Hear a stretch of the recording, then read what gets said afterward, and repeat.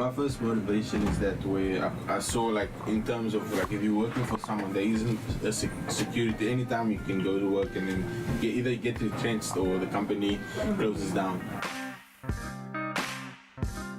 So I decided to start my own thing, and the thing that always motivated me to do my own thing was my dad and mom. Like seeing them like starting their own thing from nothing and then making it work till this point. So I decided that okay, enough is enough. I'm gonna just get out there and do my own thing. And then since then I've been pushing. On a normal day, we get here like 7:30 when the market is open. We get in here, we see what we need to do.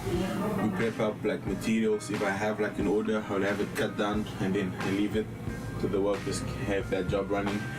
I would probably most of the time have to go outside, buy fabric, go to the fabric stores, meet up with clients, set up meetings and stuff like that, where I have to go outsource work, where I still outsource my embroidery.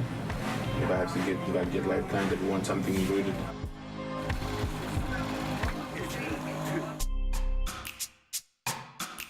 I have another store in Brooklyn. This other friend, we just button up, so we have it like half off. We all selling clothes in there. The African side is where I come in, just to put that African flavor in there. Right now there's a few items inside, we're still trying to brand outside and stuff like that. It happened really fast because like as soon as I got this one, 3 months in, somebody came to me like, yo, I'm thinking I'm selling clothes the day to running with up and down in my bag in the car, so I'm thinking of opening up a space, but I would like to like have a concept with you where we have the African your designs there and my clothing that I import in the store. I've been at this funky hip-hop event called the Sneaker Exchange, where I showcase some of the stuff there, and a lot of people that were there had like my brand, you know what I mean, they had it on. And my stuff has been also like where I'm trying to be at is where I create clothing that's funky and hip-hop-ish, but like with still keep the African concept in the clothes. And I see it's working because I have people like, I have a friend in New York that came here to grab a lot of my stuff to showcase at his show at a runway in Buffalo, New York. So I feel that with the pioneers we have to be creative in terms of young people to wear this African print and to be proud of it, to have on like a African print either way, if it's funky or not, but to have that African print.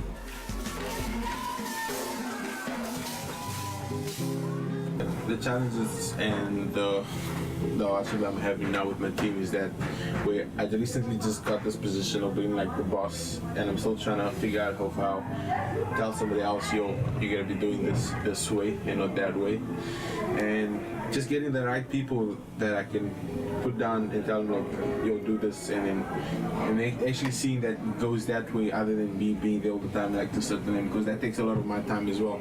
So it's just that few little things that are creating problems for me now, but soon enough I'm hoping to get. I have to now look at not getting a trendy person that okay he's cool and stuff thinking, but an actual person that can do the work.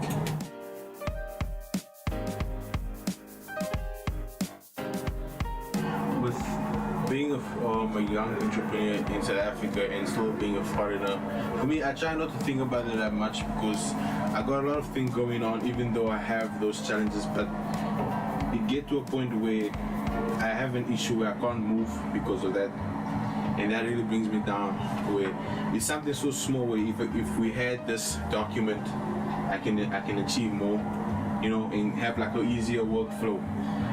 Like I can't even have like a bank card because my paper doesn't allow me to go to a bank and have like a normal bank card.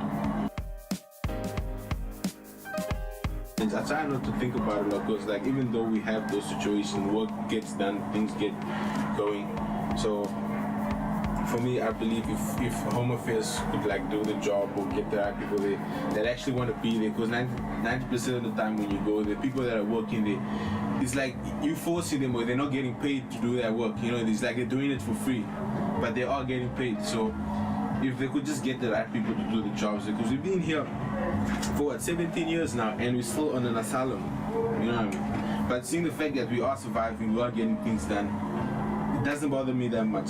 It's only that part where you want to do something and then you can't do it because of that problem. We do find a way to like get another way around it, but like it's not necessarily when if you had that piece of paper, you could just, you know.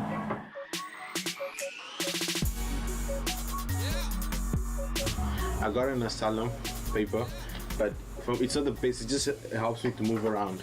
I need like a proper paper, either a status or a permanent resident where I can do more for my business. I mean, I am hiring people that from this country. Why is Home Affairs not seeing this? My mom and dad, they employ people from this country. You know what I mean?